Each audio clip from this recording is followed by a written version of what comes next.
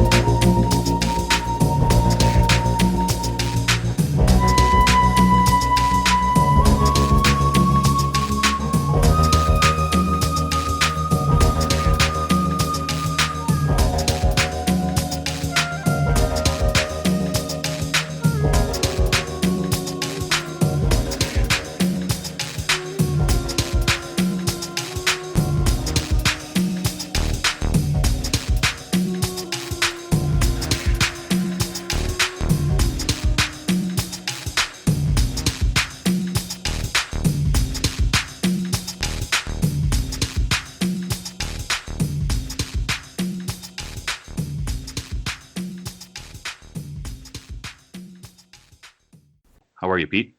I'm doing fantastic. How are you? I'm doing really well, man.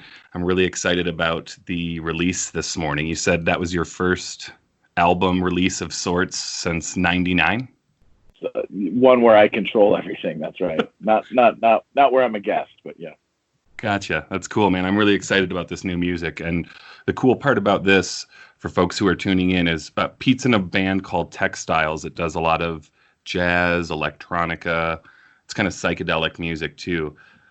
Today they released an album, and the folks that the proceeds are going to is a gallery in Denver called Access Gallery, which helps get resources and art supplies to folks with disabilities, I think is how we would say that. That's absolutely correct. People first language, right? So yeah, it's the art that defines these artists, not the disability. I used to serve on the board, or I still serve on the board, but I used to be the president of the board for Access Gallery, and they provide economic opportunity for young artists, older artists with disabilities. Partner with Easter Seals, very well-known, national and local organization that does the same. A lot of through the economic opportunity.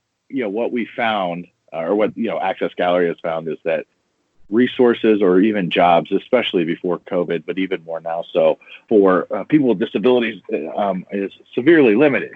Right, so providing artists with disabilities a economic opportunity by producing their art. We have a gallery actually on Santa Fe here in Denver, and all very affordable art, and it's really neat stuff. And to see some of those artists with the disabilities actually get a paycheck for what they do, I mean, I'm choking up a little bit right now, but it's pretty special. And so we're just really, really happy to be able to help them through these very tough times.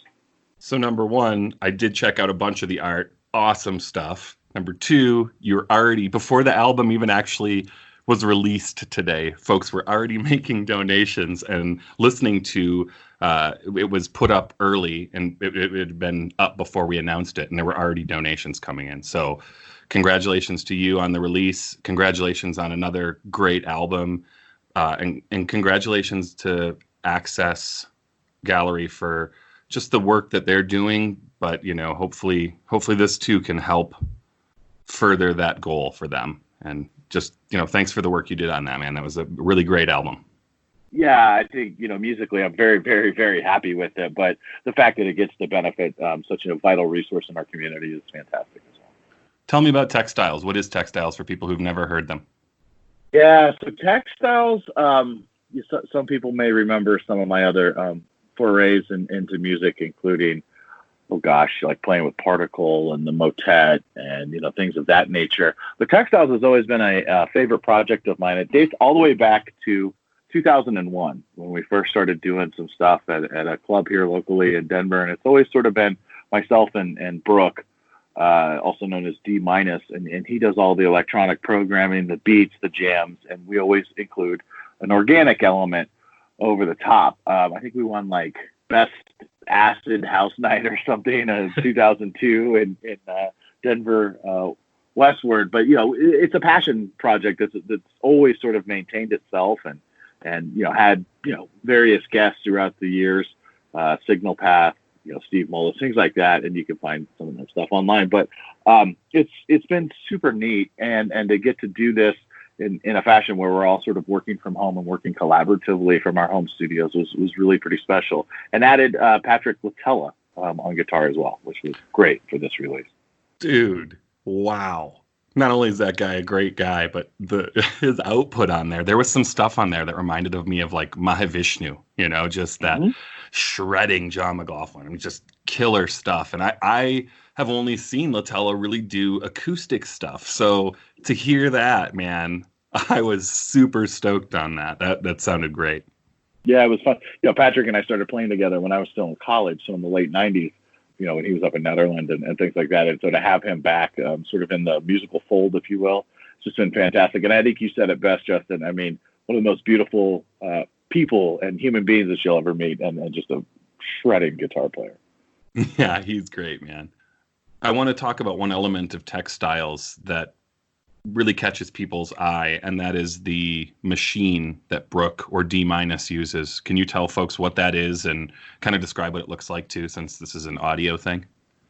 Sure. So if you can imagine a Star Wars / Battlestar Galactica control panel from the late 70s, early 80s, and wire it so that it triggers beats and samples, things like that. And it's big. It's the size of a pinball machine. And that's what, or the front of a pinball machine. And that's what, Brooke uses to sort of drive the beats for Textiles. It's all sort of live and organic while still being electronic. I've got bad news. Colossus is being retired, unfortunately. Oh, man. So what's he going to use moving forward? So he has this whole new setup that he's built. It's just as neat and very exciting. So I can't wait till we can get out there and play live again. We can show everybody. Wonder when that's going to be. Like, with this whole thing going on, it's crazy.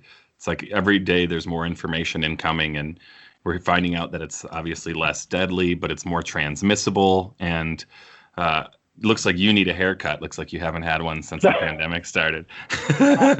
Longer than that. Yeah, it's weird. So like, hopefully the information that is coming out will be promising and lend itself towards us getting back to events sooner rather than later, because it does have to be kind of weird. Textiles used to do, a decent amount of shows, and, putting out an album and not being able to play around that album and play it live for people, it's a different thing. It's weird. It is. I mean, we're very excited though to already start the next one, which is really neat. And I will say the lockdown, quarantine, whatever you want to call it, has actually personally for me been amazing.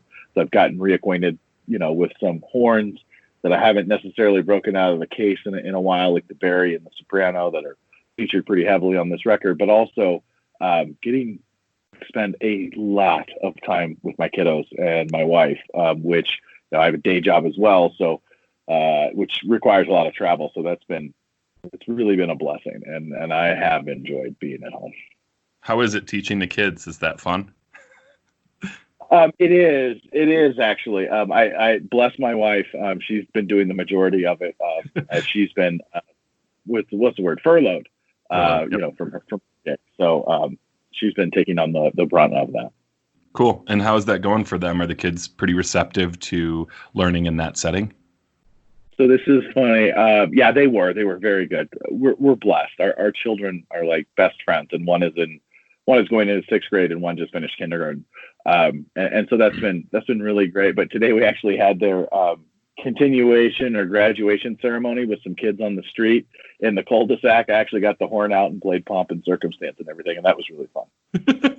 That is fun, man. That's great. I'm glad you're getting to spend some time with them, because that's time you don't get back. So I think for a lot of people, as much as this is a hugely negative thing with the loss of life, with the loss of job and industry, it's for a lot of people been very refreshing and also kind of a reset and a period of reflection. I too have really enjoyed this time period, but I also see a lot of people struggling, and hopefully something changes and folks get the support that they need. But it's great. The community in general as a whole has been really supportive for folks, from what I can tell. It's one of the first times where I'm so glad I didn't have a bunch of shows booked and lined up. And it's so great that you're not in a band full time. And, it could have been a very different experience for both of us. That's right. What do you do for tough situation? Yeah, it is a tough situation. What do you do for your day job? Tell folks about what you do. Sure. So for about the last 20 years, I've acted as a fiduciary or trust officer, so taking care of people's trust funds and doing distributions for their health, education, maintenance, and support when they get left money. But over the last 15 years or so, I've really focused in the disability arena because I believe I can make a much more tangible and change and difference in people's lives. And you might ask yourself, why would a person with disabilities need a trust? They need to set aside either their money or, inheritances that they get so they can continue to receive those vital Social Security and Medicaid benefits that quite frankly, keep them alive. And so, for the last, I even ran a disability and elder law division for a large national bank up until about recently, where I just kind of got tired of the man. And squeezing every nickel that they can. Boy, that rhymed. That'll go in somebody's lyrics right there. But and so I joined just about a year and a half ago. I joined a company called TrueLink, and we're a mission-driven company based out of San Francisco, but with a large contingency here in Denver in particular, where we actually, are very passionate about providing. We believe that everyone is entitled to the same financial oversight, opportunities, and planning that it should be the same from a rich person to a poor person. And so we or indigent, I should say, and so we really take that to heart and are really, really active in the disability community. That's great. It's great to hear that you're working for a company that you believe in, and you've taken an approach that hopefully will help folks. Has your job changed much, or if it has, how has it changed since the COVID-19 pandemic hit? Yeah, I mean, I was on the road. I teach a lot of continuing legal education courses, financial planning courses all over the country at different universities and conferences. And so that was a change. Obviously, I can't get out and do those anymore, and more conferences are moving to a virtual format and things like that. But I mean, quite frankly, I was gone two or three times a month. I mean, it was for short periods, right? 2-3 days at a time, but still that was really starting to take its toll. And so, sort of having this reset and working from home has been refreshing. And quite frankly, I needed a break from the road.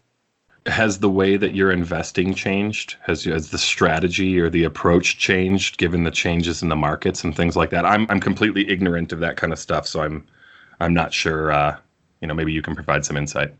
Yeah, so we are a very data-driven or analytics-based shop, and we work on a decumulation model. So let me explain what that means.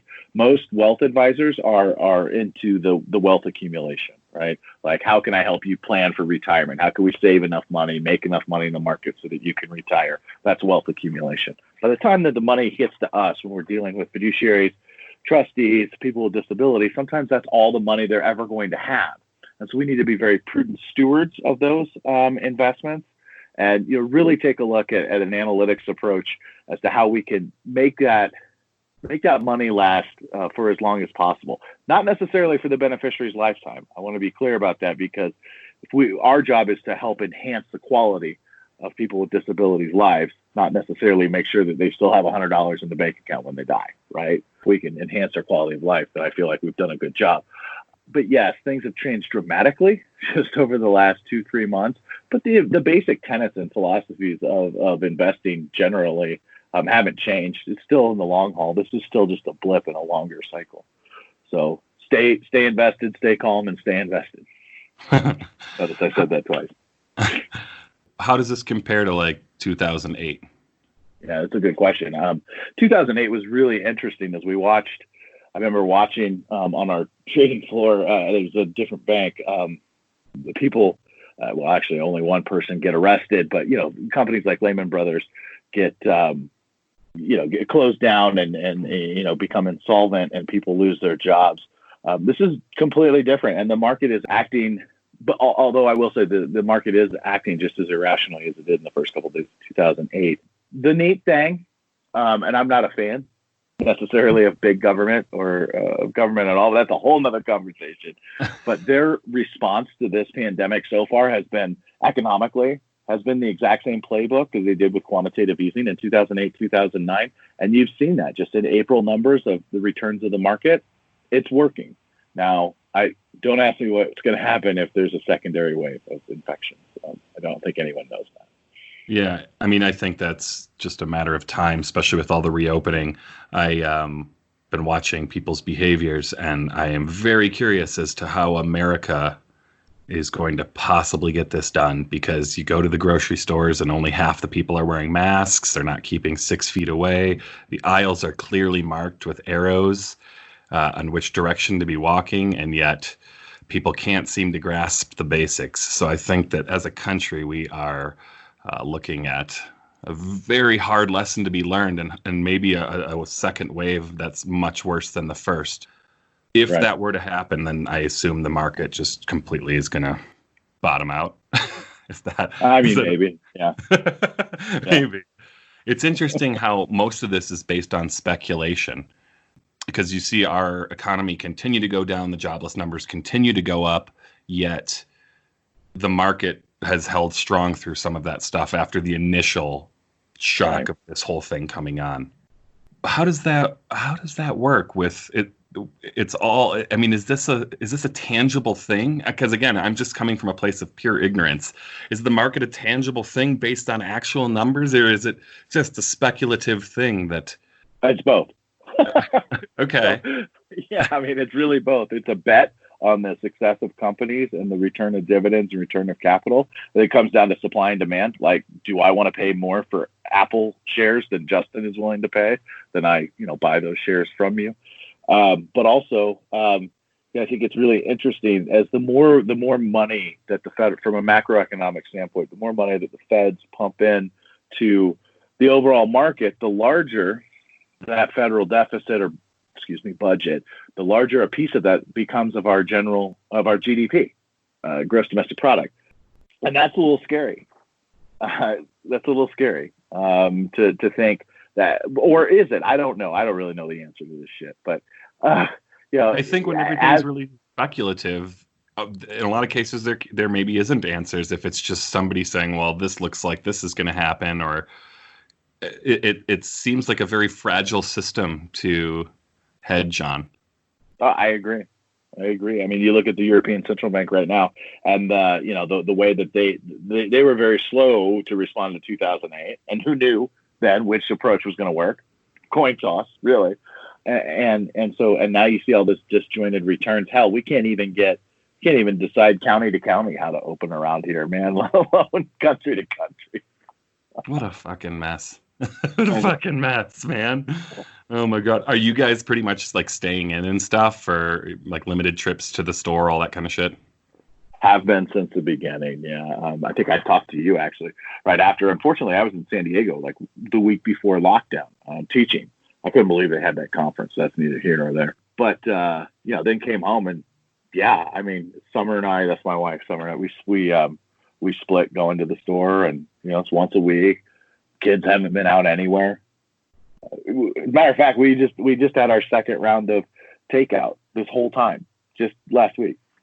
Yeah, I've dealt with a similar thing. We're getting limited carry out. How do you explain this to kids? How do you explain what's going on? You just tell them that there's like a sickness going on, or I mean, and how do they process that? Yeah, it's kind of funny. They've processed it pretty well. I'm not sure. Braden, my son, right, 6, just out of kindergarten, really understands the full gravity of the situation. Sure. And that's okay. Honestly, that's fine. But he will say things like, we usually take a summer trip to Mexico, and when can we do that? Oh, wait, I can't get the COVID. He calls it the COVID.